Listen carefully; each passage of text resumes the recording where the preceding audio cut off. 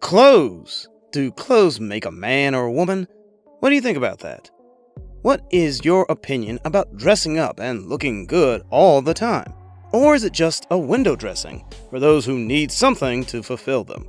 I have my opinion, but I will keep it to myself because I do not want to advise anyone on what to wear. Wear whatever makes you feel happy. Hey mister, I have noticed that you and I always wear the same ugly sweatpants all the time. No, we do not. It may seem that way, but we don't. I'm naked most of the time, so speak for yourself. Things have been rough lately, so I have to make do. I have to manage what I have, which means wearing the same clothes all the time. So are you saying that you wear the same worn out and dirty clothes all the time because of difficult times? Sorry, I did not know that. I thought that you and I had a lot of things in common, but I was wrong. I wear my dirty sweatpants all the time because of my smarts. I was raised that way, to be frugal and responsible, and not to waste money, no matter how much I have.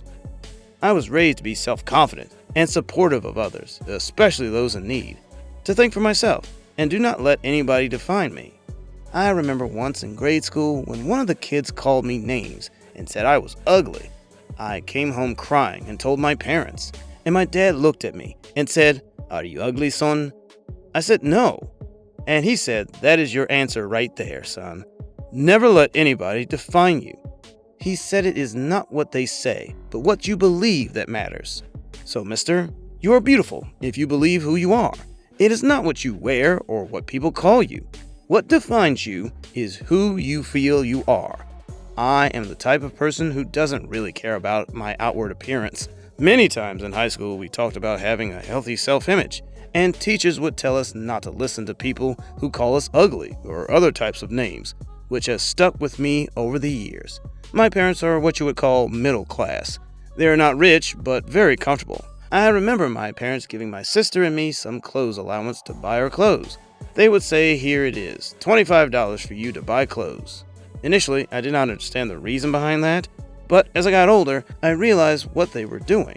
In the beginning, I would find the best clothes I could buy for $25 and spend the money on one piece of clothing, and my little sister would spend her $25 to buy 7 to 9 articles of clothing and accessories, spending only $1 to $3 on average per item. It did not take me more than a couple of experiences to realize that I was being reckless with money, and that I should manage my money as much as possible to get as much out of it. So one day, when I asked my parents why they were giving us money instead of just buying the clothes for us, they said if we did that, you and your sister would not have learned the value of money and how to stretch your money to get more for you. Wow, my little sister knew that lesson before I did. But it did not take me long to catch up.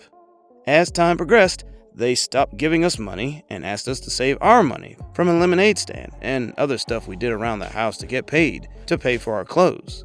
I thought it was mean and inconsiderate then, but as I grew older, I realized again what they were trying to teach us were responsibilities. My parents taught me the value of hard work by making me pay for all my clothes, and I am 100% on board with that parenting technique. I think even the super wealthy parents should still make their kids buy their clothes, or at least some of them, because if you make a habit of buying your child anything they want, then they're going to turn into unrepenting a-holes. They expect everything without having to work hard for them. Seriously, those kids grow up to flex their muscles and money on other people less fortunate than they are, leaving their baseball and basketball cards all over the cramped dorm for their roommates to pick them up. And you know what else buying your clothes teaches you? It makes you think harder about what you're going to spend your precious dollars on. The lesson here is that you don't want to waste your money. So, you must pick your clothes and stuff you really like and can afford. Except my mom told me I couldn't buy anything with skulls or skeletons on them. You go figure. She said they were too edgy and could give others the wrong impression of me. That sounded like a mixed message to me. First, I was told not to mind what other people think of me, that what matters is what I think and believe. Now, she is telling me not to give others a wrong impression of me. Fair enough, Mother. Looking back, I'm glad I skipped that confusing, edgy phase of my young life. But why didn't you let me express my true self, Mom? I thank you for not letting me jump into that I need to look cool phase some of my friends went through. Being a savvy shopper, I was still stretching my dollar as much as possible at those high-end expensive department stores. These are the stores where a pair of jeans cost $50. You name it, I have shopped there. I was doing my best to manage and stretch my dollar, but it was not going far. At some point, I began to wonder if I was shopping at the right stores for somebody who was frugal or trying to be. I was asking myself, how many Pokemon cards could I have bought with the money I was wasting? Probably enough to make my pair of poker pants. And that's when I learned about the store. Yes, the store called Goodwill. You could buy mediocre, questionably stained-looking jeans at Goodwill for a fourth of the money I spent at the other high-end stores.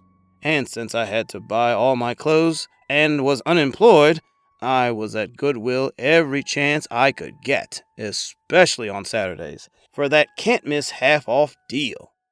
You're at Goodwill, and everything's half off. Here's the thing. Typically, clothing stores have a certain style they specialize in. That's like a double sale, people! But at Goodwill, you can get every clothing style from different brands in one place. Yes, one ridiculously cheap place. We are talking brands and styles for the price that you can afford. At Goodwill, I could find all my favorite t-shirts and blue jeans at a price I could afford. How wonderful was that? Who says you must spend a fortune to get what you want? Yeah, that's true. You don't know who else has worn your clothing, but then again, you could be wearing something that was also worn by your favorite celebrity. How cool is that? I buy them cheap at Goodwill, wear them when I am tired, and go to Goodwill and donate them back. You don't have to be rich to clothe yourself comfortably, and you do not have to be rich to be a charity donor.